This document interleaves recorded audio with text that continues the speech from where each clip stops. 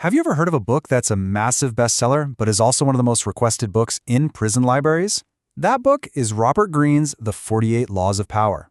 It's this incredibly controversial and honestly influential deep dive into the hidden rules of strategy, influence, and control that have been shaping the world for literally centuries. I mean, really think about that for a second.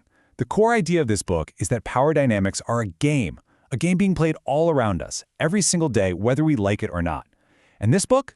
Well, it's the ruthless, unfiltered rulebook that explains exactly how that game is won. Now look, there is no way we can cover all 48 laws today. That would take forever. So instead, we're going to boil it all down to the three big areas of mastery that you absolutely need to know. First, controlling your public image. Second, mastering strategy. And third, and this might be the most important, the incredible power of your words and your silence. All right, let's jump right in. Our first theme is all about perception. Because here's the thing, in the game of power, what seems to be true is often way more important than what's actually real. Seriously, how the world sees you, that's your number one weapon. Let me tell you a story. It's a real cautionary tale about a guy named Nicolas Fouquet, the finance minister for King Louis XIV of France. To honor his king, Fouquet threw this party. I mean, it was the most insane, over-the-top, spectacular party anyone had ever seen. The problem? It was too good.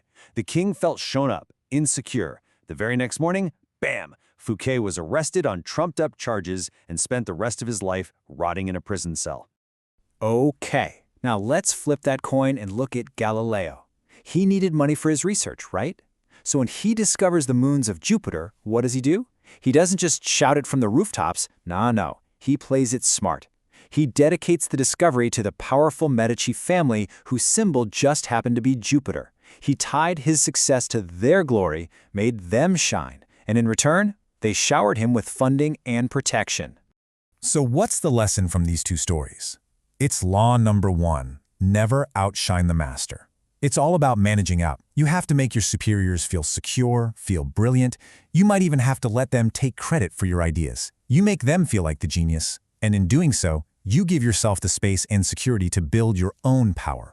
But it's not just about managing your boss. You also have to be seen. You have to command attention. Just think about the rivalry between Thomas Edison and Nikola Tesla. Was Edison the better inventor? That's debatable. Tesla was probably the bigger genius. But you know what Edison was? He was a master showman. He knew how to get his name in the papers. Tesla, on the other hand, just didn't get that part of the game, and as a result, he kind of faded away. And this quote from the legendary showman P.T. Barnum just nails it. He understood that being talked about, even if it was negative, was 1,000,000 times better than being ignored. Because in the world of power, invisibility is the same thing as failure. So, how do you do it? Well, the book suggests you've got to stand out. Create an air of mystery about yourself. Be a little unpredictable. Attach your name to something sensational, something that gets people talking. People are drawn to legends, not the boring and the ordinary. You have to appear just a little larger than life. Okay, so we've covered perception. Now let's get into our second big theme, strategy. This is where we move from just managing how you look to actually controlling the entire game board. The true masters of power don't just play the game better than everyone else, they manipulate the game itself.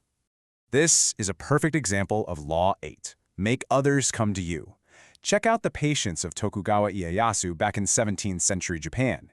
Instead of just launching a frontal assault on his rival, he played the long game. For years, he was planting spies, spreading rumors, bribing key generals. He patiently hollowed out his enemy's support from the inside, luring him into a battle that his rival had already lost before it even started. And then you have Law 3, conceal your intentions, which is basically the art of brilliant deception. Just look at Otto von Bismarck. Publicly, he was all about peace. He praised his rival Austria. He said war was madness. But what was he doing behind that smokescreen? He was quietly building one of the most powerful armies in Europe, just waiting for the perfect moment to strike when everyone's guard was down. So the key here is misdirection. You throw out fake goals, you use a friendly smile or a humble attitude as a smokescreen. You know, one of the most powerful moves is to actually appear weak and unthreatening. Why? Because when people underestimate you, they stop paying attention. And that is exactly when you make your real move. Okay, this brings us to our final big theme, the strategic use of communication. And this is all about understanding the power of what you say, and maybe even more critically, the immense power that comes from what you don't say. King Louis XIV pops up again because he was the absolute master of Law 4, always say less than necessary. His words were so cryptic and carefully chosen, it drove his court insane. They were constantly trying to figure out what he really meant. And in their desperate attempts to interpret him, they would reveal their own plans, their own loyalties, and their own weaknesses. You see, saying less gives you all these crazy advantages. It makes people uncomfortable, and they'll start talking just to fill the silence, often telling you way more than they should. When you do speak, your words suddenly seem incredibly profound and important. And, maybe best of all, you drastically reduce the chances of saying something dumb that can be used against you later. And if you want to see the flip side of this, look at the story of the Roman hero Coriolanus. This guy was a celebrated war hero, but he could not stop talking. He was arrogant, he ran his mouth constantly, and he turned everyone against him. The more he talked, the more enemies he made, until his reputation was totally destroyed and he was banished from Rome. It's a brutal reminder that your own words can be your downfall. Now, it is impossible to talk about all these laws without admitting that they feel, well, pretty ruthless, even amoral. And that brings us to the ultimate paradox, the big question mark that hangs over this entire philosophy. And this is really the central question, isn't it? Is this book a manual for how to be a manipulative tyrant, a blueprint for psychopaths? Or is it actually a necessary guide for how to survive in a world where, let's face it, other people are already using these tactics against you?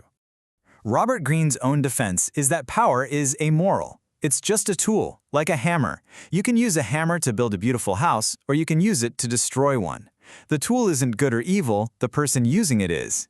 He argues he's not telling you to endorse this behavior, he's just describing how power has always worked. For him, understanding the game is simply a form of self-defense. So I'll leave you with this final thought.